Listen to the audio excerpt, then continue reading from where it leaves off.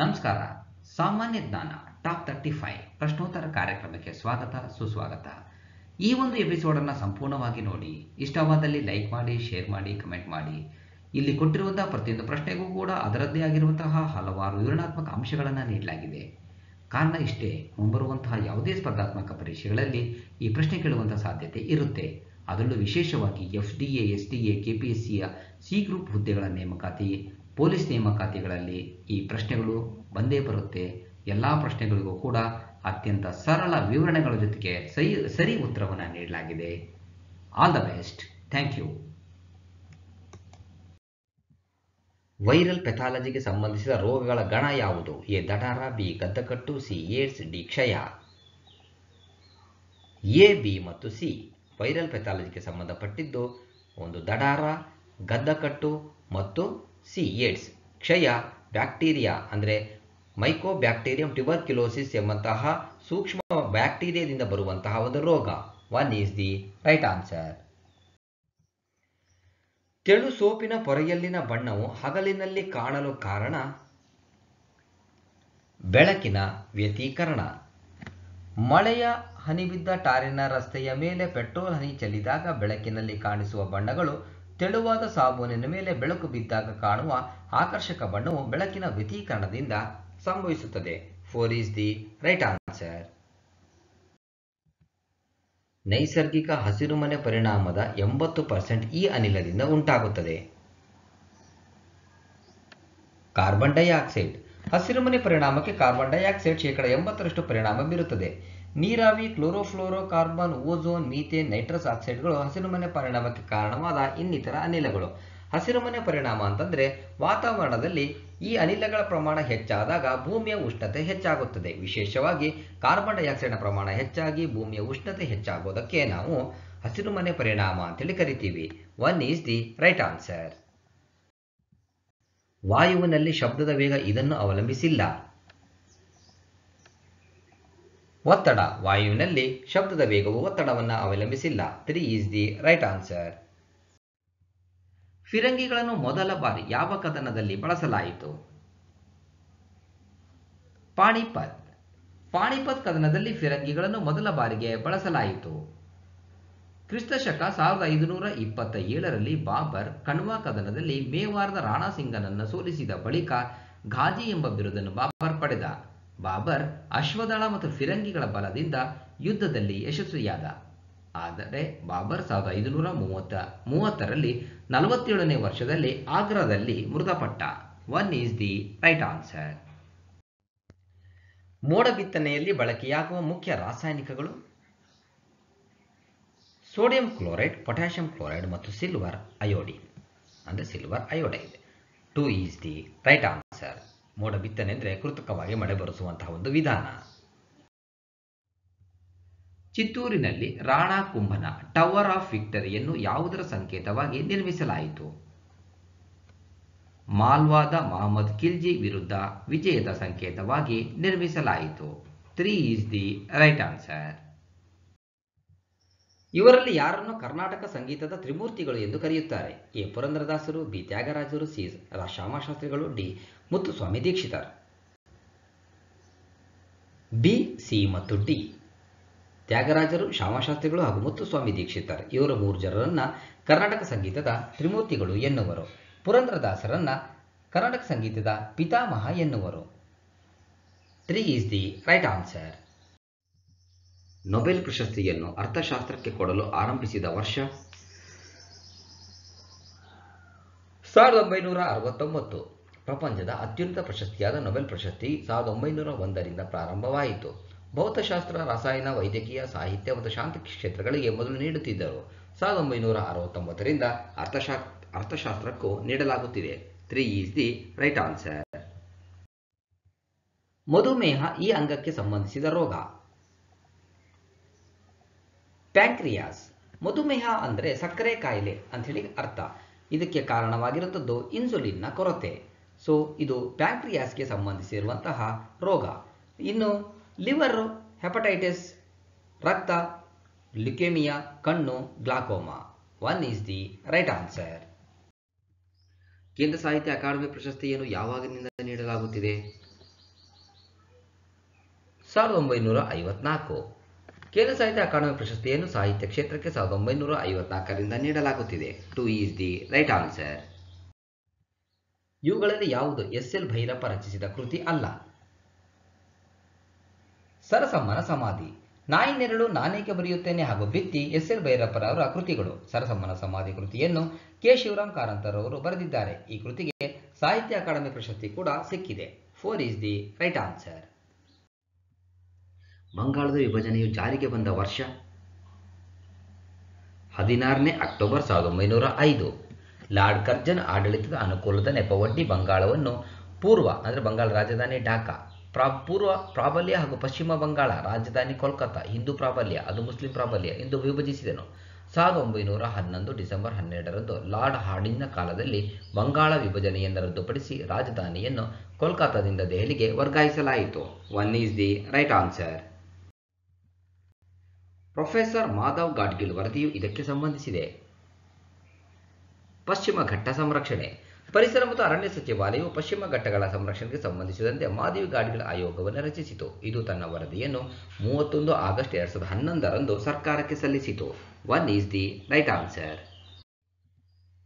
ಖಗೋಳ ವಿಜ್ಞಾನದ ಬೈಬಲ್ ಎಂದು ಪರಿಗಣಿಸಲಾಗಿರುವ ಪಂಚ ಸಿದ್ಧಾಂತಕವು ಇವರಿಂದ ರಚಿಸಲ್ಪಟ್ಟಿದೆ. ವರಹಮಿಹಿರ.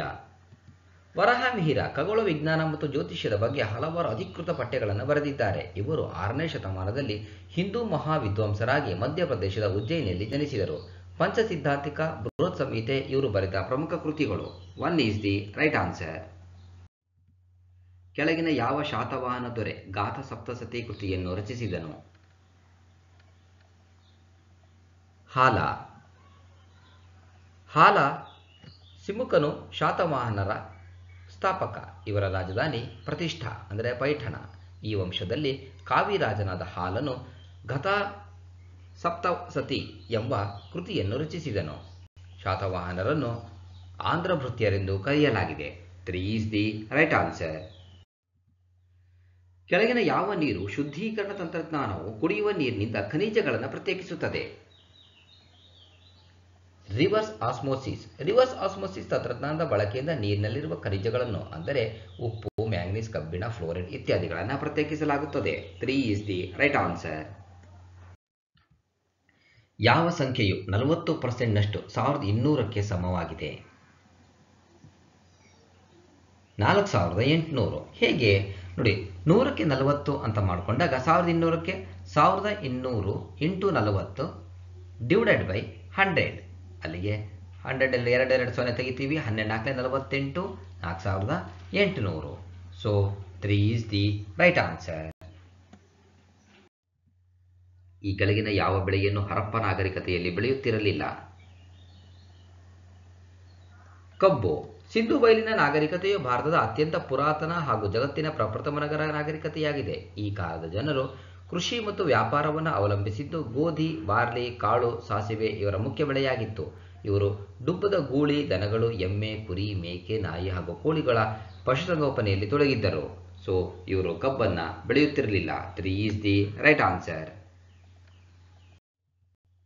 ಯಾವ ಕೃತಿಯನ್ನು ಸಂಸ್ಕೃತ ಭಾಷೆಯ ಪ್ರಥಮ ವಿಶ್ವಕೋಶವೆಂದು ಪರಿಗಣಿಸಲಾಗಿದೆ? ಮನಸೋಲ್ಲಾಸ. ಮನಸೋಲ್ಲಾಸ ಕೃತಿಯನ್ನು 12ನೇ ಶತಮಾನದಲ್ಲಿ ಕಲ್ಯಾಣಿ ಚಾಲುಕ್ಯರ ಅರಸ 3ನೇ ಸೋಮವೇಶ್ವರನು ಬರೆದನು. ಇದನ್ನು ಸಂಸ್ಕೃತ ಭಾಷೆಯ ಪ್ರಥಮ ವಿಶ್ವಕೋಶ ಎನ್ನುವರು. 4 ಈಸ್ ದಿ ರೈಟ್ ಆನ್ಸರ್. ಒಂದು ಚೌಕದ ಸುತ್ತಳತೆಯು 64 ಮೀಟರ್ ಇದ್ದರೆ ಅದರ ವಿಸ್ತೀರ್ಣ ಎಷ್ಟು? 256 ಚದರ ಮೀಟರ್ಗಳು. ಯಾಕಂತ ಹೇಳಿದ್ರೆ ಒಂದು ಚೌಕ ಅಂತ ಹೇಳಿದ್ರೆ 4 ಮೂಲೆಗಳು ಒಂದೇ ಸಮನಾಗಿ ಇರುವಂಥದ್ದು. ಉದ್ದ ಮತ್ತು ಅಗಲ ಎರಡೂ ಕೂಡ ಒಂದೇ ಸಮನಾಗಿರುತ್ತೆ. ಅಂತಹ 4 ಅಂದಾಗ 64 ಇಂಟು 4 ಮಾಡಿದರೆ 256. 3 ಈಸ್ ದಿ ರೈಟ್ ಆನ್ಸರ್. ಚಂದ್ರಗ್ರಹಣ ಉಂಟಾಗುವುದು ಭೂಮಿ, ಸೂರ್ಯ ಮತ್ತು ಚಂದ್ರರ ನಡುವೆ ಬಂದಾಗ ಚಂದ್ರಗ್ರಹಣ ಉಂಟಾಗುತ್ತದೆ. 1 ಈಸ್ ದಿ ರೈಟ್ ಆನ್ಸರ್. ಅಪಾರದರ್ಶಕವಾದ ಒಂದು ಕಾಗದದ ಹಾಳೆಯು ನಮಗೆ ಕೆಂಪಾಗಿ ಕಾಣಲು ಕಾರಣವೆಂದರೆ ಅದು ಕೆಂಪು ಬೆಳಕನ್ನು ಪ್ರತಿಫಲಿಸುತ್ತದೆ. ಅಪಾರದರ್ಶಕವಾದ ಒಂದು ಕಾಗದದ ಹಾಳೆಯು ಕೆಂಪು ಬೆಳಕನ್ನು ಪ್ರತಿಫಲಿಸುವುದರಿಂದ ಕೆಂಪಾಗಿ ಕಾಣುತ್ತದೆ. 3 ಈಸ್ ದಿ ರೈಟ್ ಆನ್ಸರ್. ಸಮೀಪ ದೃಷ್ಟಿ ಇರುವ ಒಬ್ಬ ವ್ಯಕ್ತಿಯಲ್ಲಿ ಬಿಂಬವು ಅವನ ಕಣ್ಣುಗಳಲ್ಲಿ ರೆಟಿನಾದ ಮುಂಭಾಗದಲ್ಲಿ ಮೂಡುತ್ತದೆ. ಸಮೀಪ ದೃಷ್ಟಿ ದೋಷವಿರುವ ವ್ಯಕ್ತಿಗೆ ಬಿಂಬವು ಅಕ್ಷಪಟಲ ಅಂದರೆ ರೆಟಿನಾದ ಮುಂಭಾಗದಲ್ಲಿ ಮೂಡುತ್ತದೆ. ಸಮೀಪ ದೃಷ್ಟಿ ದೋಷವಿರುವ ಹತ್ತಿರದ ವಸ್ತುಗಳು ಸ್ಪಷ್ಟವಾಗಿಯೂ ದೂರದ ವಸ್ತುಗಳು ಅಸ್ಪಷ್ಟವಾಗಿಯೂ ಕಾಣುತ್ತವೆ. ತೊಂದರೆಯನ್ನು ಸರಿಪಡಿಸಲು ನಿಮ್ನ ಮಸೂರವನ್ನು ಬಳಸುವರು. So 1 is the right answer. ಭೂಮಿಯ ಮೇಲಿನ ಗುರುತ್ವಾಕರ್ಷಣೆಯಿಂದ ಉಂಟಾದ ವೇಗೋತ್ಕರ್ಷ ಜಿಯ ಮೌಲ್ಯವು ಧ್ರುವಗಳಲ್ಲಿ ಗರಿಷ್ಠವಾಗಿರುತ್ತದೆ. 2 ಈಸ್ ದಿ ರೈಟ್ ಆನ್ಸರ್. ಸಾಗರದ ಆಳವನ್ನು ಮಾಪನ ಮಾಡುವ ಉಪಕರಣ ಗಹನ ಮಾಪಕ. ಸಾಗರದ ಆಳವನ್ನು ಗಹನ ಮಾಪಕದಿಂದ ಅಳೆಯುವರು. ಸೊ ಆಮೀಟರ್ ವಿದ್ಯುತ್ ಪ್ರವಾಹವನ್ನು ಅಳೆಯಲಿಕ್ಕೆ, ಸ್ಪೀಡೋಮೀಟರ್ ವಾಹನ ಚಲಿಸುತ್ತಿರುವ ವೇಗ ತಿಳಿಯಲಿಕ್ಕೆ, ಪ್ಯಾಥೋಮೀಟರ್ ಸಮುದ್ರದ ಆಳ ಅಳೆಯಲು, ಥರ್ಮೋಮೀಟರ್ ಉಷ್ಣತೆ ಅಳೆಯಲು, ಬ್ಯಾರೋಮೀಟರ್ ವಾತಾವರಣದ ಒತ್ತಡ ಅಳೆಯಲು ಉಪಯೋಗಿಸುವಂತಹ ಉಪಕರಣಗಳಾಗಿವೆ. So 4 is the right answer.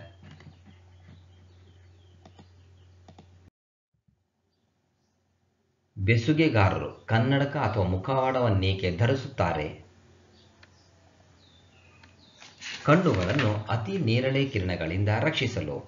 ಅತಿ ನೇರಳೆ ಕಿರಣಗಳು ತೀವ್ರವಾಗಿರುವುದರಿಂದ ಕನ್ನಡಕ ಅಥವಾ ಮುಖವಾಡವನ್ನು ಧರಿಸದಿದ್ದರೆ ಕಣ್ಣುಗಳು ಹಾಳಾಗುವಂತಹ ಸಾಧ್ಯತೆ ಇರುತ್ತೆ. ಹಾಗಾಗಿ ಬೆಸುಗೆಗಾರರು ಈ ಕಣ್ಣುಗಳನ್ನು ಅತಿ ನೇರಳೆ ಕಿರಣಗಳಿಂದ ರಕ್ಷಿಸಲು ಕನ್ನಡಕ ಅಥವಾ ಮುಖವಾಡವನ್ನು ಧರಿಸುವರು. 1 ಈಸ್ ದಿ ರೈಟ್ ಆನ್ಸರ್. ವೈದಿಕ ಕಾಲದ 2 ಜನಪ್ರಿಯ ಸಭೆಗಳು ಯಾವುವು? ಸಭಾ ಮತ್ತು ಸಮಿತಿ.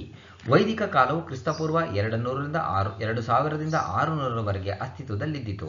ಸಿಂಧೂ ಬಯಲಿನ ನಾಗರಿಕತೆಯ ನಂತರ ಭಾರತದಲ್ಲಿ ರೂಪುಗೊಂಡ ಸಂಸ್ಕೃತಿಯನ್ನು ವೇದಗಳ ಕಾಲದ ನಾಗರಿಕತೆ ಎಂದು ಕರೆಯಲಾಗಿದೆ. ಈ ಕಾಲದಲ್ಲಿ ಸಭಾ ಮತ್ತು ಸಮಿತಿಗಳು ಜನಪ್ರಿಯ ಸಭೆಗಳಾಗಿದ್ದವು. 2 ಈಸ್ ದಿ ರೈಟ್ ಆನ್ಸರ್. ವರ್ಧಮಾನ ಮಹಾವೀರನಿಗೆ ಎಲ್ಲಿ ಜ್ಞಾನೋದಯವಾಯಿತು? ಜೃಂಬಿಕಾ ಗ್ರಾಮ.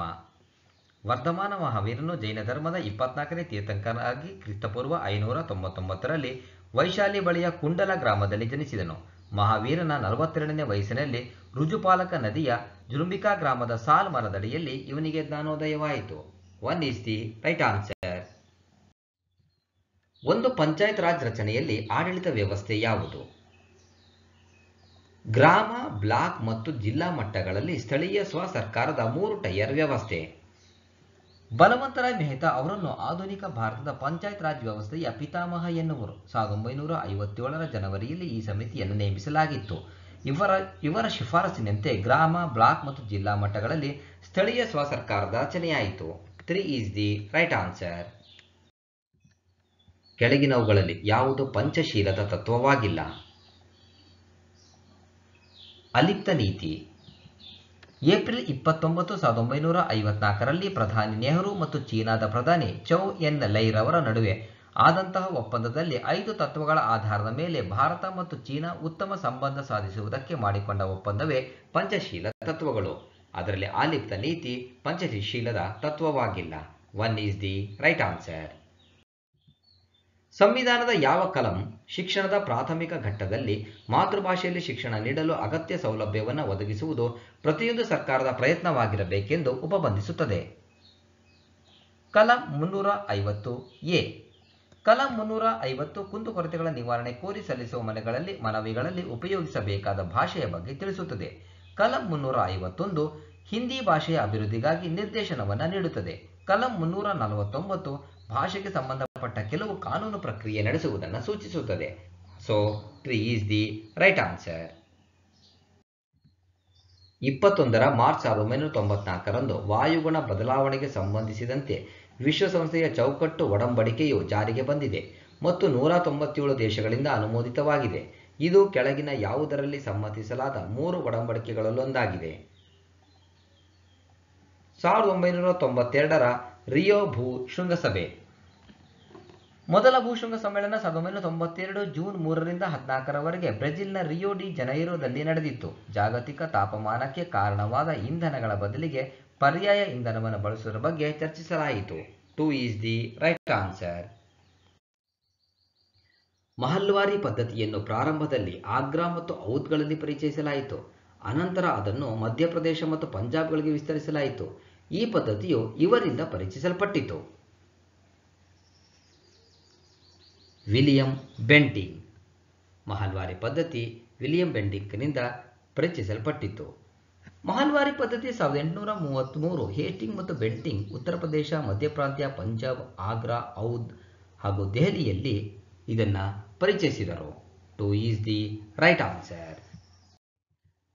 1687ರಲ್ಲಿ ಮೊಘಲ್ ಸೇನಾನಿಯಿಂದ ಬೆಂಗಳೂರನ್ನು ವಶಪಡಿಸಿಕೊಂಡ ಮೈಸೂರಿನ ದೊರೆ ಯಾರು? Chikkadevaraja Wadiyar.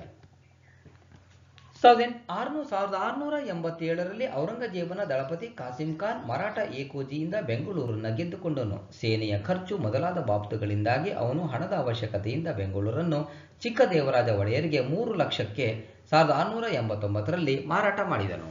4 is the right answer. ಸಂಪೂರ್ಣವಾಗಿ ಈ ವಿಡಿಯೋ ನೋಡಿದ್ದಕ್ಕೆ ಮತ್ತೊಮ್ಮೆ ನಿಮಗೆ ಹೃತ್ಪೂರ್ವಕವಾಗಿರುವಂತಹ ಧನ್ಯವಾದಗಳು. All the best. Thank you.